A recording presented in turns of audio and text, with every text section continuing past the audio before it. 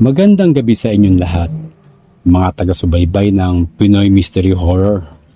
Ako si Tito Val at handa na ba kayo para sa isang nakakatakot na kwento? Halinang makinig at ihanda ang inyong sarili sa isang gabing puno ng kababalaghan. Noong 16 years old ako nangyari ito. Nakatira ako sa probinsya, sa isang maliit na baryo. Konting background lang, babae ako na balingkinitan at may katamtamang taas. Akala ko hindi ako matitinag. Di ko naisip na may mangyayaring ganito sa akin. Agosto 2016, bandang alas 7 ng gabi. Palabas na ako ng bahay ng lola ko. Hinatid niya ako sa kalsada malapit sa bukid tulad ng dati. Nagbibiroan at nagtatawanan kami habang naghihintay ng tricycle. Dahil medyo gabi na, walang masyadong sasakyan sa kalsada. Napansin ko yung isang itim na kabayo na nakatayo sa tabi ng kalsada. Pero binaliwala ko lang. Dumating na rin yung tricycle at nagpaalam ako sa lola ko bago ako sumakay.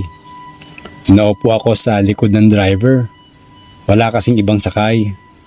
Pagdating namin sa unang kanto, biglang nagtanong yung driver, anong ginagawa mo sa labas ng ganitong oras? Medyo random at creepy pero sinagot ko lang na galing ako sa lola ko. Nag-small talk kami at nawala yung initial na kaba ko. Sinabihan pa niya ako na delikado lumabas ng ganitong oras at mag-ingat daw ako. Tumango lang ako pero sa isip-isip ko, invincible ako. Wala akong pakialam. Malapit na ako sa terminal. Tinignan ko yung phone ko. 7:30 PM na at 5% na lang ang battery ko. Great, sabi ko sa sarili ko. Bumaba ako ng tricycle at nagbayad sa driver. Sinabihan niya ako ulit na mag-ingat. Tumango na lang ako.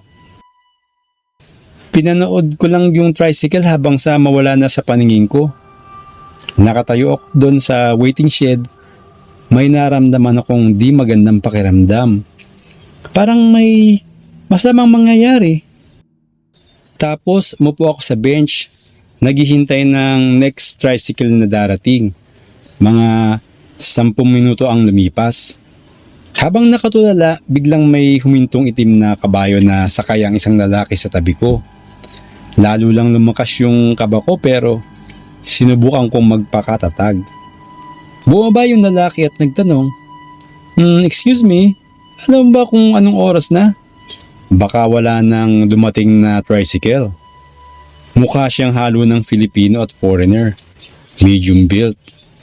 Di ko agad na connect na baka ito yung same na tao na nakita ko kanina bago ako sumakay ng tricycle. Sumagot ako na di na magtatagal, baka may darating na. Tapos, nagtanong siya kung gaano na ako katagal naghihintay.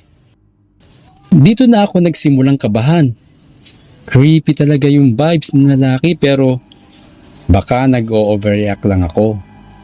Sinubukan kong maging magalang pero tinitigan ko yung phone screen ko para ipakita na di ako interested makipag-usap. Madilim na, tanging ilaw lang galing sa malalayong streetlights ang nagbibigay liwanag. May dalawang malalaking puno sa tabi ng waiting shed na tumatakip sa liwanag. Kaya kung may gagawin mang siyang masama, madali kaming matatakpan ng dilim. Niyakap ko ng mahigpit yung bag ko, lalo pang lumalakas yung kaba ko kada segundo. Sabi pa niya, bago raw siya sa lugar at di alam ang paligid. Nagtatrabaho raw siya sa isang farm malapit doon. Tinanong niya kung nasaan ang bayan. Sabi ko na lang, nandyan lang sa dulo ng kalsada.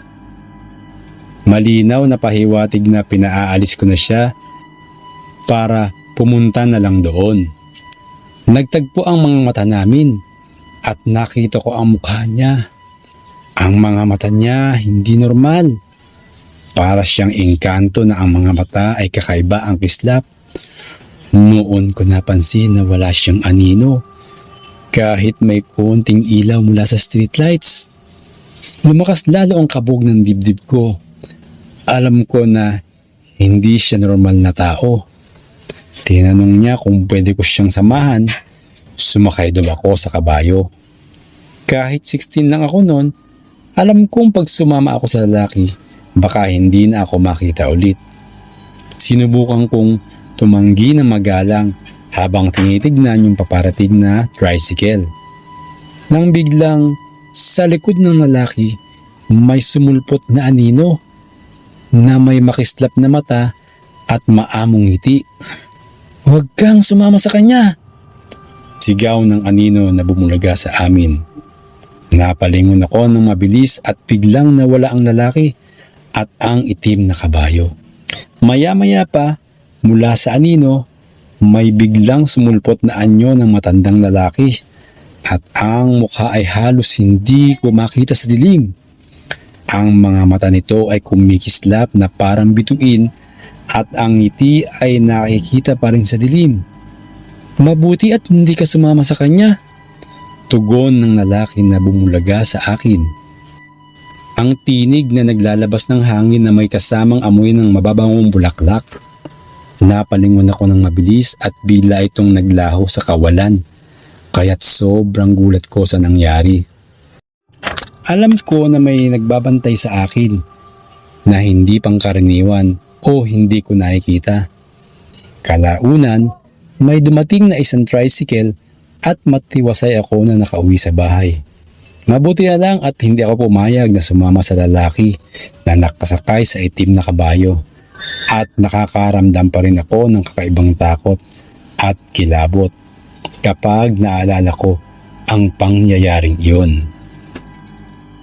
Ako si Tito Val ng Pinoy Mystery Horror. Hanggang sa muli at mag-ingat kayo palagi.